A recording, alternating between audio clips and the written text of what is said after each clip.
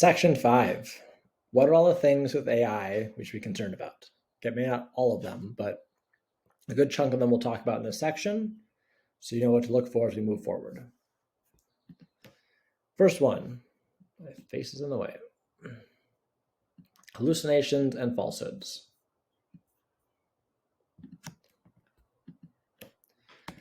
So, I know the kids will tell you that everything you read on the internet is true, kind of, but we all know it's not. So the info that the AI tools are getting comes from the internet.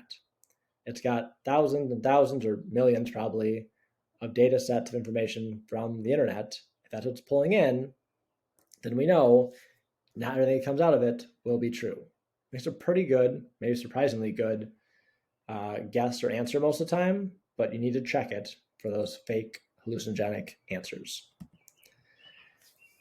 And if you're asking AI to compile information for you, put this together, give me sources, create this for me, unless you're extremely careful on what you ask for in the prompt, it's just as easily going to give you fiction as reality. I've seen it make up sources to articles that don't exist. Part of the problem with this is that it can't access information after 2021. So the last 2-ish years are a complete wash to the system, and the AI is programmed to give you what you're looking for. So when you request something, it's going to do its best to give it to you, even if some of that or most of that is fictional. So I need to fact check and be careful. And since responses they're giving, it's just generating them or predicting, guessing what it is, it can easily guess wrong. If you stop a sentence halfway through and I know you really well, I'll probably guess your next word correctly.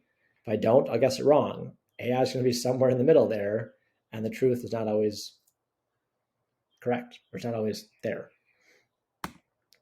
So this example, I get my head out of the way.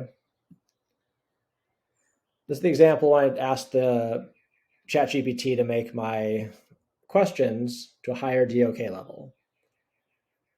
And as you can see on the highlighted parts, it's talking about DOK level 5. So that's not a thing. The depth of knowledge goes through 1 to 4. So good luck. That's not what I was looking for. You're lying to me. It took me multiple minutes of arguing with the chatbot to get to realize it made a mistake. It didn't want to back down for a while. And that's annoying. But if I had not known enough about the levels, I could have easily put that in there going, yep, level 5, and look like an idiot in front of other people. All right. 2, all those ethical implications and potential biases. I would say probable biases. So just so we're all aware, almost all the AI models for their privacy policies require users to be 18 plus. So in theory, in actuality, there's very few we can use in schools with kids. Not none. If there's one you want to check out, let me know. I'll look into it. But most of them require parent permission if they're under 18 or they can't use it at all. And with that in mind, that does not mean kids aren't going to use it. They still have cell phones. They still will go home and say they're 18 plus. So it's going to be out there. At some point, they'll be 18 plus, and it's going to be a part of their world. So you still need to work with them, use it, talk about it, show the responsible use of it. But just be aware that legally, most of them we can't use in the classroom, except for those few. 2, they would claim there's a possible bias in the data. I would say it's probable, if not guaranteed. Any information you take in is going to have some kind of slant coming from somewhere. And with that, there's got to be some kind of leaning to it no matter what happens. There's no way to take in information from biased sources and come out with no bias in the end. So beware, kind of like we do with news sources, ask kids to find more than one reliable source, different angles, different lenses, and look at those. Probably wise with artificial intelligence as well. If we don't, we're risking having those inequalities and discrimination pieces in our world just get extended as we go forward. That's not helpful. 3, the good old digital divide. So just like other discrepancies and inequalities we have, the digital divide between those who have and do not is growing. AI is likely to lead to a similar piece because most, now it's just many of them are free, that seems to be changing quickly. At some point, I'm guessing most, if not all of them, will charge a fee or be in a freemium model. You get some things for free and some things you have to pay for.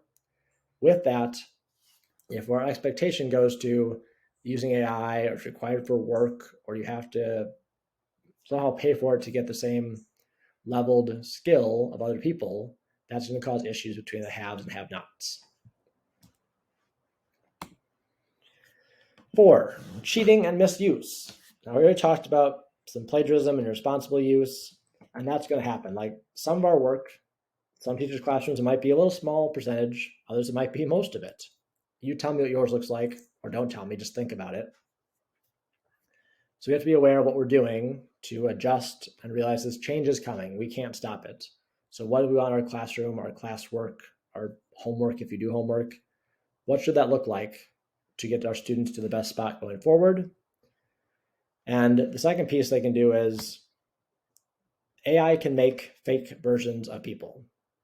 So if you've heard of the term deepfake, you know what I'm talking about. If not, basically use artificial intelligence and a whole bunch of high tech to make other people's voices or videos sound and look like people it's actually not. So for demonstration purposes, I've got one right here.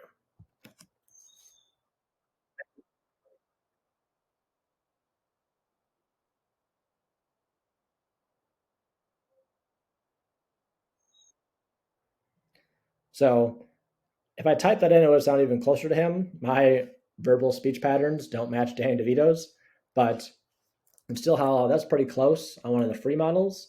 Most of them are paid and do a much better job than we just saw there. All right, number 5. And the trickiest and most important one in my mind, how do we balance the use of AI with all those collaboration, critical thinking, better skills in the classroom? And what happens if we don't? So if we don't, we have an over-reliance on AI. I think this could lead to a reduction in human interaction and like personalization and what we're doing with kids. Too much screen time. Yes, your instructional technology director is saying too much screen time. I'm not one that's saying all tech all the time. There's a good balance between it with normal technology. Same thing with AI.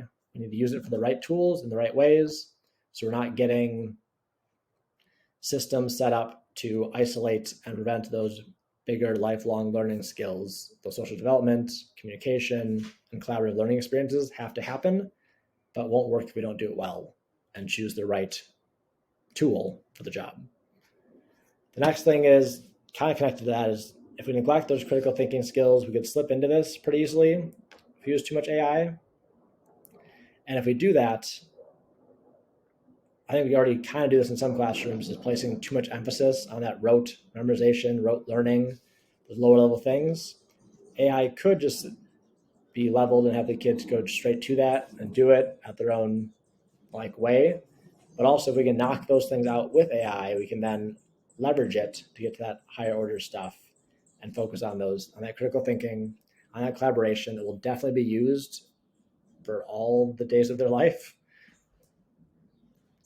And the last piece is concern about ethical considerations or the lack thereof within AI systems. Even the owner of ChatGPT, or OpenAI is technically the company's name, he went to the government, to Congress, I think, and asked for them to put restrictions and restraints on AI companies.